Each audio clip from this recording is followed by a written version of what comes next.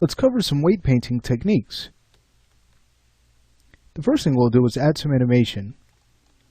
Remember, we use animation to keep track of our progress. That'll also help us to get into some tighter spots that we need to weight paint. But let's go ahead and take a look at the creature's left foot. We'll go to wireframe mode and we'll go ahead and grab that foot bone. So that's BNL foot. Alright, let's go ahead and turn on auto key. We'll go to frame 20 and let's go ahead and rotate the foot back. So you can see that there are some straying points that will need to be reweighted. So the first thing we can do is go ahead and start with our envelope capsules. Now remember, once we add animation, then the envelope capsules will start to follow. If we just go in and start to rotate, they're going to stay put right at the skin pose. Another thing I'd like to do is go ahead and take a look at frame 0 because that's where the first key is set. You can see we have some movement here, but to get back to our skin pose, we need to access frame 0. Let's hold down Ctrl-Alt and drag with our left mouse button over to our right. That will pull the track bar and it will reveal that frame. So once we're ready to get rid of this animation after we have finished weight painting, we'd simply head over to frame 0. With that object selected, we'd Alt right click and use Delete Selected Animation. Alright, so I'll go ahead and undo and bring it back. Let's now go to shaded mode with F3. Okay, what I'll do is now go ahead and grab the outer toe. We want to grab its envelope capsule. So with our mesh selected, we'll enter into Edit Envelope mode and grab that capsule. So you always want to start with your capsules, just see how far you can get. We can go ahead and turn off auto key. We can start to pull the outer area just to increase influence, and you can see already we're getting a great result. So we can do that to the other end. Go ahead and select that capsule. Keep in mind that these points right in the center of each capsule allow us to kind of slide it wherever we'd like. So here's a point at the top, and at the polar end we have another point that we can use to kind of move this around. But remember, you also have these influence areas that you can adjust, so we can start to pull this out a bit more. I'll go to the opposite end and do the same thing just to increase the influence. And that looks much better already. We're getting volume back. We have these inner rings that we can use as well to increase or decrease influence. So a lot of control. Now here's the neat thing. We could actually take all of these settings and copy and paste them. So with the capsule selected, you can go ahead and scroll until you find your envelope properties. And here's copy. Let's go ahead and click on that. And now what we can do is go ahead and paste that over to the toe on the opposite side. So here it is. So with that selected, we can simply go ahead and choose paste. And instantly we've managed to reweight this toe. Not to say that we can't tweak it further, we most certainly can, but this saves us some time. Alright, so you just want to go through and kind of work with these capsules. Again, just to see how far you can get without using your painting tool just yet. And then once you're ready, you can start to work with the weight tool. Now before we start to use the paint weight tool, let's go ahead and take a look at the weight table. This is a way of seeing our exact weighting data of each point. Now we could either go in and see the weights of each point on this mesh, or we can see the weights of our selected points. How do we select points? Well, let's go ahead and take a look. What I'll do is go ahead and scroll up to the top, and right underneath our parameters rollout, take a look, we can select vertices. So this is how we can go in and start to weight only specific points. We'd simply go ahead and marquee select, and now we can go ahead and grab those points and then use the weight table to redistribute weight. Now before we start to do that, what I'd like to do is go ahead and grab the head bone and add some animation. Let's press F3. Let's exit Edit Envelope mode, and we'll go ahead and grab the creature's head bone. At that point, we'll turn on auto key. Again, we'll go to frame 20. And this time, we're going to go ahead and rotate the head down. All right. So now, selecting our mesh, we'll enable Edit Envelope mode. And now let's go ahead and grab the points around the character's head. So I'll hold down Control and add to my selection. Remember, we're just blocking in weight at this point. I like to use the weight table to set a full amount of weight. At times I'll use it to soften weight. But this is mainly just to kind of block in our weighting. So we'll just check our selection, making sure we have the points that should be controlled by that head bone selected. If you need to deselect, you could always go ahead and Alt drag. Okay, so this looks good.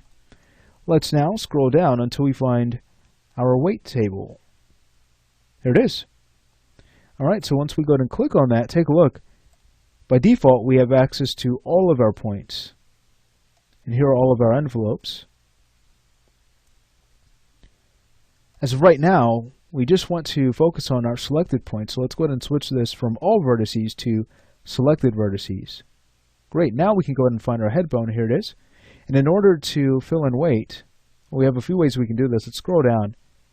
Let's take a look at a few columns that have a little bit of weight. You can always go ahead and start to drag with your left mouse button to increase or decrease your weight. If you drag to the right, you increase. If you drag to the left, you decrease. When we get to a value of 0, there's no influence. And of course, 1 means 100% or full influence. So here's what we could do then. We can go in and grab the first vertex here. And let's start to drag until we've managed to grab them all. So we'll just go ahead and start kind of moving our mouse around at the end of the list until we've managed to select all of them. And now we can go ahead and grab one of these columns and just put in the value of 1. And you can see all of those points have been reweighted to a weight of 1. Alright, so if we were to take a look at the animation now, you can see that instantly we're getting a much better result. How cool. So this is why we want to kind of block in our work, because now it's a lot easier to just go in and smooth things out. So if we wanted to do that, we can go ahead and first deselect those points. And then we can grab our paint weight tool. I'll go to the options first. Decrease the strength, let's say to about 0.05, something really small. And then we can go ahead and take a look at our brush size at that point by enabling the paintbrush. I might go ahead and set this to about 2. That's much better. And then we'll turn off paint blend weights. I don't like to use that unless there is an area that really needs a bit of smoothing. Then we can start to use this, but chances are you'll stick with the settings here. Okay, I'll now go ahead and press F3 so we can take a look at things in textured mode. So now we simply need to find the points that either need to be weighted to our head or possibly to our neck influence. And then with that small amount of weighting, take a look, we can go ahead and add some fine details here where we just go in and start to fix any points that would need to be reweighted. So as we start to scrub, you can see, all right, it's looking much better already. Remember, to remove weight, it's just a matter of holding down Alt and clicking.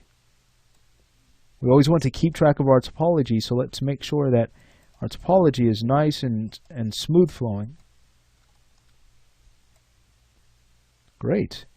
Here we can go to Remove Influence. And that's the beautiful thing about working with animation. So again, we can keep track of how these deformations look. If we notice that we've added too much influence, well, we'll just scrub on our trackbar and take a look at how much influence we've added and how much we need to remove, or vice versa. Great. Remember, once we work on one side, we could always mirror our weights across. So if we were to take a look at the right half of the character, you can see that there's no weighting on the neck here. So no worries. I'll just go ahead and turn off paint weights. I'll choose mirror mode. Okay, so from here you can see that our blue points would need to be transferred over to the right side to our green points. So we'll go ahead and choose this last option, paste blue to green verts. Great, so once we go ahead and turn off mirror mode, we should notice now that there's some influence on that side. How cool is that? That saves us a lot of time.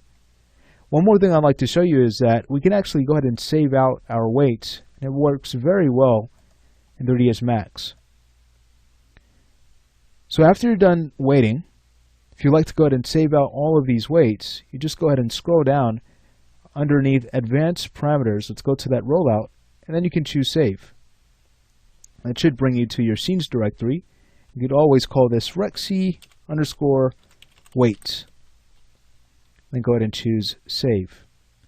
So if you'd like to import all of those back in, simply choose Load. Go ahead and find the envelope, and then go ahead and open it up. And now take a look.